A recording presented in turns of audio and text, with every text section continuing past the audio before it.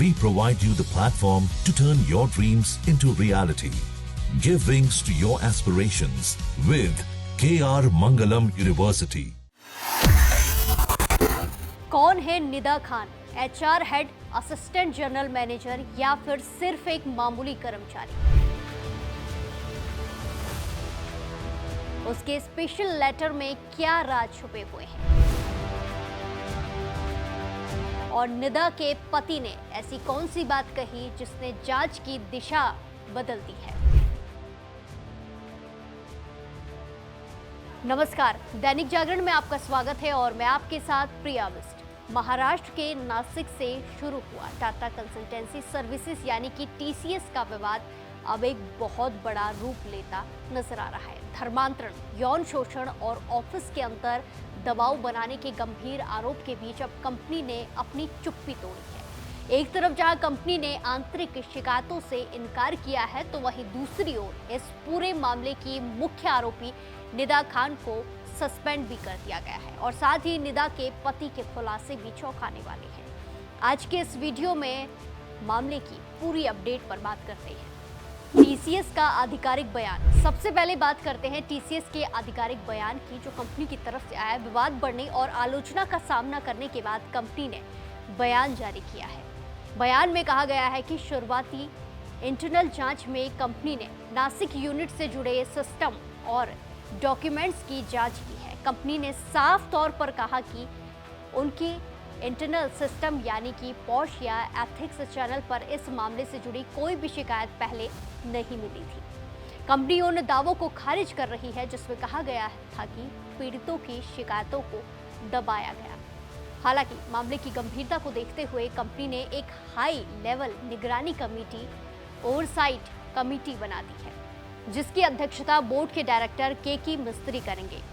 Internal जांच का नेतृत्व की टीसीएस चीफ ऑपरेटिंग ऑफिसर आरती सुब्रमण्यम कर रही है, जिसकी रिपोर्ट ओवरसाइट कमेटी के सामने पेश की जाएगी। कंपनी ने यह कदम उठाकर संदेश देने की कोशिश की है कि वो इस मामले को लेकर गंभीर है। कंपनी का कहना है कि वो इस जांच में बाहरी एक्सपर्ट्स को भी शामिल कर रही है ताकि दूध का दूध और पानी का पानी हो सके। निदा खान की पोस्ट का सच। इस पूरे विवाद के केंद्र में निदा खान पहले से बनी है। अब तक खबरें थी कि वो एचआर हेड है, लेकिन कंपनी ने इसे पूरी तरह गलत बता दिया है। कंपनी के मुताबिक निदा खान एचआर मैनेजर नहीं बल्कि एक प्रोसेस एसोसिएट थी और उसके पास कोई लीडरशिप रोल नहीं था। हालांकि पुलिस जांच में उसे असिस्टेंट जनरल मैनेजर एजीएम के पद पर होने की बात भी सामने आ रही है।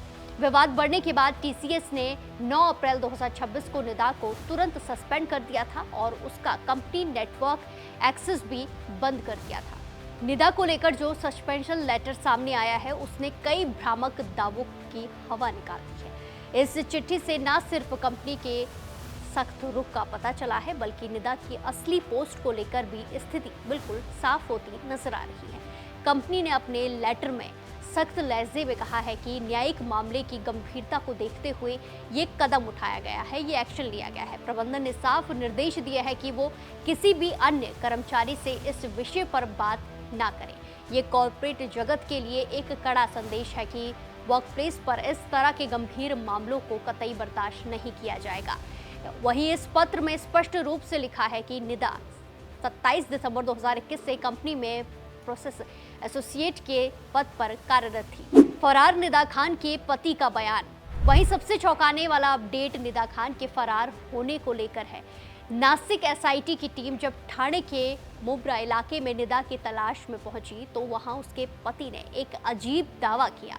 पति के मुताबिक निदा पिछले 2 महीने से मुब्रा में ही रह रही थी, लेकिन 14 अप्रैल को अचानक एक अनजान महिला आई और निदा उसके साथ कहीं चली गई। पति का कहना है कि उसे नहीं पता कि वो महिला कौन थी। पुलिस मुब्रा और भिवंडी के इलाकों में सर्च ऑपरेशन चला रही है। वहीं रिश्तेदारों से भी पूछताछ चल रही है। टीम करीब 1 घंटे से ज्यादा समय तक स्टेशन और आसपास के इलाकों में मौजूद रही और कई लोगों से पूछताछ भी की गई। पुलिस सूत्रों के मुताबिक निदा खान मूल रूप से ठाणे के भिवंडी के इलाके की रहने वाली है। कुछ साल पहले वो मुब्रा में रहने लगी थी। इसके बाद वो कुछ समय के लिए नासिक में ही रह रही थी और हाल के 2 महीने से वापस मुब्रा में अपने पति के साथ रहने लगी थी। ये पूरा बवाल तब शुरू हुआ जब एक 23 साल की कर्मचारी ने आरोप लगाया कि उसके सीनियर दानिश शेख ने शादी का झांसा देकर उसका शोषण किया। आरोप है कि निदा खान, जो कि दानिश की बहन है, उसने न सिर्फ इस सच को छुपाया बल्कि पीड़िता पर इस्लाम धर्म अपनाने, हिंदू देवी देवताओं पर आपत्तिजनक टिप्पणी करने का दबाव भी बनाया। एसआईटी की जांच में पता चला है कि ये गिरोह 18 से 25 साल की युवतियों को अपना शिकार बनाता था, अपना निशाना बनाता था। इस मामले में अब तक दानिश, तौसीफ और रजा मेमन के साथ 8 लोगों को गिरफ्तार किया जा चुका है। टाटा जैसी भरोसेमंद कंपनी के अंदर से आई ये खबरें वाकई हैरान करने वाली है। टीसीएस कांड अब सिर्फ एक ऑफिस विवाद नहीं रह गया है, बल्कि इसने कॉरपोरेट कल्चर और कर्मचारियों की सुरक्षा पर बड़े बड़े सवाल खड़े कर दिए हैं। एक तरफ पुलिस का कहना है कि ये एक सुनियोजित गिरोह था जो लड़कियों को निशाना बना रहा था, तो वहीं दूसरी तरफ कंपनी का ये कहना है कि उन्हें कोई शिकायत ही नहीं मिली। मैनेजमेंट की निगरानी पर बड़े सवाल खड़े करता है। क्या वाकई सिस्टम इतना कमजोर था कि इतनी बड़ी बातें दब गई, या फिर पीड़ितों की आवाज को जानबूझकर अनसुना किया गया? वही सवाल ये भी है, क्या निदा खान की गिरफ्तारी के बाद इस सिंडिकेट के और भी चेहरे सामने आ पाएंगे?